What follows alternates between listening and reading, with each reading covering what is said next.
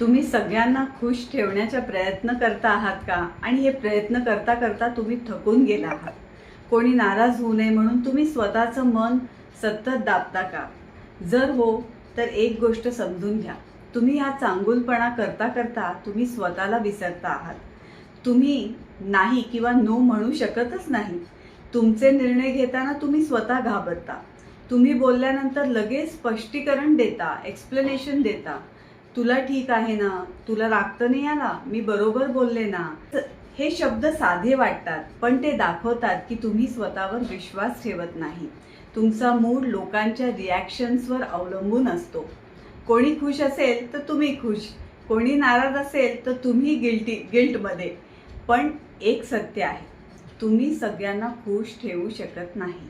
आणि त्यासाठी तुम्ही स्वतःला हरवत असाल तर तुमची किंमत नाही असं होतं. आजपासून छोटा बदल करा. एकदा तरी नाही म्हणाच, नाही बाबा हे नाही जमणार, हे मी नाही करू शकणार. एकदा तरी एक्सप्लेनेशन किंवा स्पष्टीकरण देऊ नका. एकदा तरी स्वतःचं मत ठामपणे बोला. माझं मत आहे, मला हे योग्य वाटत नाही. सुरुवातीला अनकम्फर्टेबल वाटेल, पण हीच ग्रोथ आहे. लक्षात ठेवा, सगळ्यांना खुश ठेवणं हे तुमचं काम नाही आहे. स्वतःशी प्रामाणिक राहणं हे तुमचं काम आहे. खूपशा स्त्रिया हे सगळ्या गोष्टी करता करता स्वतःला बर्नआउट करून टाकतात आणि त्याच्यानंतर फ्रस्ट्रेशन, डिप्रेशन, नाराजी, उदासी सगळ्या गोष्टी होतात.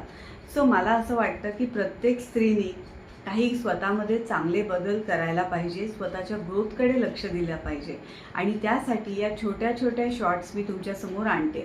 मोठे सविस्तर व्हिडिओ मधुरा झिवा यूट्यूब चॅनलवर आहेत, तर ते नक्की बघा आणि सबस्क्राईब करा. नमस्कार.